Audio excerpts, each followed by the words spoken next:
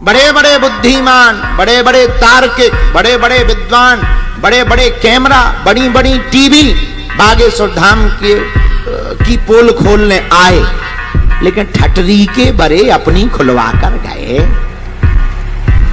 हमारे मन में तो सिर्फ एक ही कौतुक है, मानो हनुमान जी ने ही, हमारा ऐसा मानना है, तुम्हारा मानना अलग हो सकता, हमारा ऐसा मानना है कि वर्तमान समय के परिवेश में सनातन धर्म पर जो उंगली उठाते थे, सनातन धर्म को नीचा दिखाते थे, सनातन धर्म को पाखंडी बताते थे, संतों को पाखंडी बताते थे, हमारा मानना है कि इस कलयुग के कलकाल में बागेश्वर हनुमान जी 322 साल पहले प्रकट ही इसीलिए हुए ताकि ऐसे विधर्मियों के मुंह पर झन्नाटेदार तमाचा मार दिया जाए।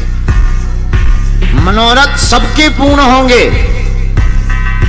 गफलत से जो डर जाए वो जेर नहीं होता, अपनी ताकत पर जो इतराए वो शेर नहीं होता। दरबार में अंबाजी और बागेश्वर बालाजी के आकर मायूस ना हो पागल, यहां देर तो होती है पर अंधेर नहीं होता। या तो तुम हनुमान जी को मानना छोड़ दो, या हनुमान जी के मंदिर जाना छोड़ दो, या हनुमान चालीसा पढ़ना छोड़ दो, या आज से अभी से हनुमान जी के ऊपर सब कुछ छोड़ दो। पंडित जी ने पूछा बताओ तुम्हारे पिताजी का नाम क्या है? शंकर जी बोले हम ही सबके पिताजी आए, अब हम पिताजी को नाम का बताते हैं। अरे कोई तो होगा खानदान में। बोले बाबा बोले खानदान में तो है। उन्हें बोला, बोले बाबा बोले मत बुलाओ वरना भावर रुक जाएगी। पंडित जी बोले नहीं नहीं बुलाओ। बोले बाबा ने इशारा करो नंदी बुलाओ अपने रिश्तेदार में। बोले बाबा को परिवार कौन? भूत प्रीत पिशाच, और वो भी एक वैरायटी के नहीं अनेक वैरायटी। कौनों के चार चार मुंह हैं, किसी की चार चार आंखें, किसी के हाथ में कुछ है ही नहीं है, ड्राम जैसा लड़का था। पंडित जी को शरीर कपल लगो, ब्राह्मण जो आचार्य बने थे बोले जो का है?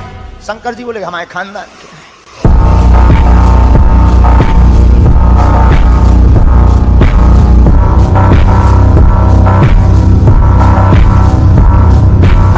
आपको सुनकर के आश्चर्य लगेगा, पूरे युद्ध भर अगर रावण किसी से डरता था तो केवल हनुमान जी से। हाँ, पूरे युद्ध भर उन्हें अगर कभी चर्चा करी तो केवल जब अंगद दोबारा में अंगद गए रावण के पास चर्चा करने, अंगद संधि करने, तो अंगद संधि करने गए समझौता करने, तो रावण यही बोला, बोले वो जो राम लक्ष्मण वो तो वनवासी हैं, कोई बड़ी बात नहीं है, दम हम ज्यादा नहीं है। तो अंगद बोले तुम्हें डर किससे लगता है? अंगद बोले यही जा रहा नगर प्रथम, इन्हें पहली बार आके आग लगाई उतना खतरनाक। विचित्र एक माताजी अपनी 6 माह की बच्ची लेकर के आई थी।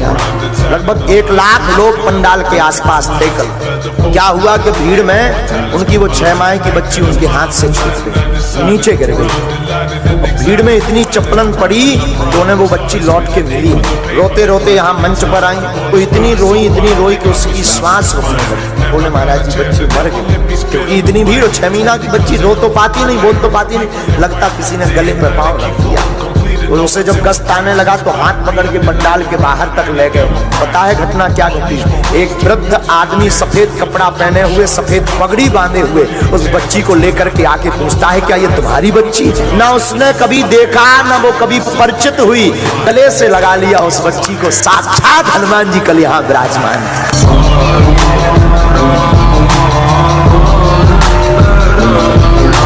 वेंकटेश पर्वत पर माता अंजनी तपस्या कर रही थी। एक दिन सूर्य भगवान को अर्घ दे रही थी। अर्घ देने के लिए दोनों हाथ ऐसे किए, उसी समय एक चील जो भगवान राम के जन्म के लिए खीर अग्नि से प्रकट हुई थी, तो माता कैकेयी के हाथ से खीर पकड़ करके लेकर वह चील उड़ गई और भागी भागी जा रही थी। पवन का झकोरा लगा और चील के हाथ से वह खीर छूट गई और माता अंजनी के हाथ में वह खीर आ गई। भगवान का प्रसाद मानकर माता अंजनी ने उस खीर को पा लिया। उसी खीर से वह अंजना के लाल बाल हनुमान जी ने गगन में एक छलांग मारी, सूर्य भगवान को ब्रेकफास्ट में खा गए। अंधेरा मच गया, देवता बोले लाइट गाया। बोले कैसे चली गई? अरे बोले अंजना के लाल ने कर दिया कमाल, ब्रेकफास्ट में खा गए भाई साहब। बड़ी मुश्किल से छोड़ा, बड़ी मुश्किल से बाहर निकाला। सूर्य भगवान ने गौर से देखा, बस देखने में तो बाल, हम हैं लाल, फिर भी इतना कमाल। सूर्य देवता का भी दिमाग खराब। और बाद में धन्य है हनुमान जी, बाद में हनुमान जी जब बड़े भय तो सूर्य देवता को ही अपना गुरु बनाया। और जब दोबारा गए तो हनुमान जी बोले आप गुरु जी बन जाओ, हमें चेला। सूर्य भगवान ने गौर से देखा, बोले देखे हुए लग रहे हैं। हनुमान जी बोले देखा होगा कभी, हमारा एडवर्टाइजमेंट चलता रहता है। तब ध्यान आया सूर्य भगवान को, अरे ये तो वही भाई साहब हैं जो बालपन में ही कमाल कर गए थे, हमें ब्रेकफास्ट में खा गए थे। जब सूर्य भगवान से विद्या अध्ययन की, हनुमान जी बोले गुरुजी गुरु दक्षिणा लो। सूर्य भगवान ने सोचा कि चेला खतरनाक है, ऐसे चेलों से ज्यादा फंसना नहीं चाहिए। सूर्य भगवान बोले भाई दक्षिणा में तो कुछ चाहिए नहीं, हमारा एक बेटा है शनि देव, हमारी बात नहीं मानता, उसी को ले आओ। हनुमान जी बोले इतनी छोटी बात, अभी जाते हैं। लंका में जब रावण के पास उल्टे लटके थे शनि देव, हनुमान जी पहुंचे, बोले क्या हुआ? अरे बोले आते पेट की मूड में आ गई। हनुमान जी बोले उल्टे क्यों लटके? बोले रावण है रावण। हनुमान जी बोले तो लटके रहो। शनि देव बोले नहीं ऐसा मत करो यार भाई साहब, सब उल्टा हो गया, हमें तो उल्टा दिख रहा, दिन में तारे रात में सूरज। हनुमान जी बोले तुम्हारा कोई ठिकाना नहीं है, तुम्हें सीधा करो, पता चले तुम हमको ही चिपक जाओ। तब शनि देव बोले हनुमान जी हम आपको वचन देते हैं, आपके किसी भी भक्त के ऊपर हमारी कभी कुदृष्टि नहीं जाएगी, जो आपकी पूजा करेगा उसको कभी शनि नहीं सताएगा।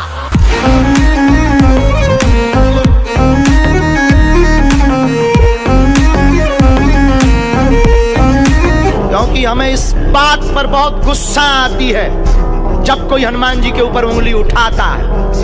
और 500 बार हमने प्रमाण दिया है भारत को, और भारत के सिर्फ बागेश्वर धाम एक ऐसी गद्दी है, कभी मुसलमानों से प्रमाण नहीं लिया, लेकिन बागेश्वर धाम को हमेशा प्रमाण लिया और सत्य हमेशा खरा उतरा।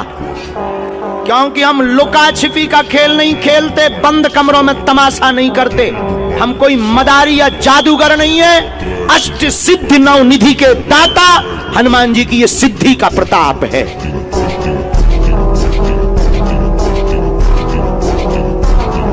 जामवंत ने जब कहा हनुमान जी तुम्हारा अवतार राम के काज के लिए हुआ, तुम राम जी के काज के लिए भय, हनुमान जी सुनते ही पर्वत आकार में खड़े हो गए। 7.5 स्वरूप लेकर के हनुमान जी थोड़े खड़ी हो गई, लौटे खड़े हो गए, एक पैर आगे रखा, एक पैर पीछे रखा। हनुमान जी ने ऊपर की तरफ देखा, देख करके बोले जामवंत मेरा अवतार अगर राम काज के लिए हुआ, बताओ मैं लंका को मसल दूं, मैं रावण को मार दूं।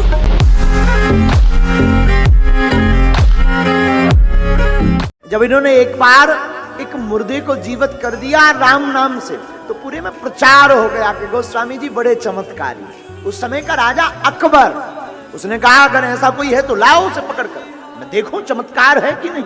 तो गोस्वामी जी को बुलाया अकबर ने, हमने सुना आप बहुत चमत्कार करते हो। गोस्वामी जी ने कहा हम तो कुछ जानते ही नहीं, हम तो सिर्फ सीताराम सीताराम जानते हैं, उससे जो हो जाए सो हो जाए, ये बातें बनाना छोड़ो, दिखाओ कोई चमत्कार प्रस्तुत करो। अकबर नहीं माना, अकबर ने क्रोधित होकर के कह दिया इसे जेल खाने में कारागृह में डालो, ये पाखंडी है, किसी काम का नहीं है। गोस्वामी जी तो मनीमन ठाकुर जी को राम जी को कहते हैं प्रभु लगता है कुछ दिन अब जेल खाने का ही आनंद लेना चाहिए। तो जेल खाने में पहुंच गए, अति प्रताड़ना परेशान किया, तो जेल खाने में कारागृह में ही श्री गोस्वामी जी ने हनुमान चालीसा की रचना शुरू की। और हनुमान चालीसा में हनुमान जी को उनके बल को याद करवाया। प्रभु आपको बचपन का श्राप है, आप हैं तो बहुत बलवान, अतुलनीय बल है आप में, जिस बल की कोई सीमा नहीं है, आपके बल को कोई पा नहीं सकता, आप अतुलित बल के धाम हैं। हे हनुमान जी अब हमारी लाज बचाओ, अब हम पर अपनी कृपा करो, अब हम पर अपनी दया करो। बार बार प्रार्थना करते हैं।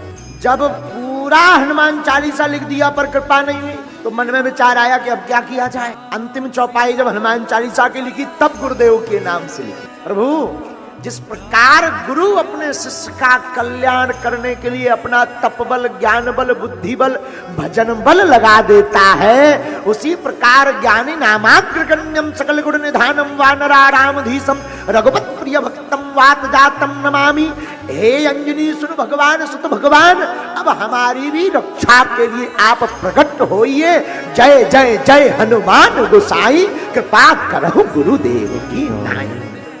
इतना याद हनुमान जी को कराया तो हनुमान जी को देखो बुरा मत मानिएगा, जो बल का याद करा देता है या जो जोर जोर से जय श्री राम उद्घोष कर देता है, हनुमान जी तुरंत खड़े हो जाते और देखते ही देखते कलयुग में लाखों बंदरों का आक्रमण अकबर के राज्य में हो गया। कईयों की नाक कट गई, काऊ के कान कट गए, काऊ की आंखें फूट गई, काऊ के बाल लौंच लिए। जब किसी ने पूछा भाई ये क्या गड़बड़ है, बंदरों का आतंक क्यों, तब राजा को किसी ने बताया अकबर सावधान, जिनको तुमने बंदी गृह में बंद किया है ये उन्हीं गोस्वामी जी का चमत्कार है। तब अकबर जो मुसलमान राजा था उसने उनको बंदी गृह से मुक्त करके उसने भी उनके चरणों को प्रणाम करके हनुमान जी की जय जयकार की। राम सिया राम सिया राम जय जय राम। समुद्र मंथन हुआ और जब विष निकला देवताओं ने कहा कि इसे किसे पिलाया जाए। ब्रह्मा जी से कहा कि तुम पियो, बुढ़ापो आगो तुम आओ। ब्रह्मा जी बोले अगर हमने पी लो कहूं टपक गए तो फिर सृष्टि कौन बनाएगा।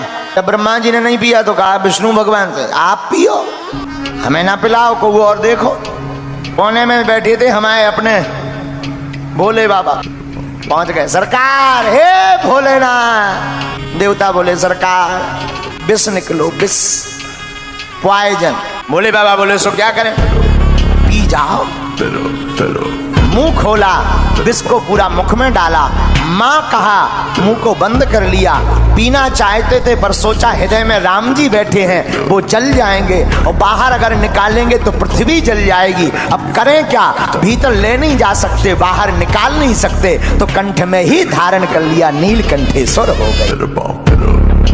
लंका में श्री हनुमान जी महाराज अपने स्वामी जी का ऐसा प्रभाव बना के आए, राम जी का आग ऐसी छुवाई लंका में कि जब दोबारा अंगद जी ने बताया फिर राम जी को, बोले इनका तो बड़ा प्रताप है लंका में।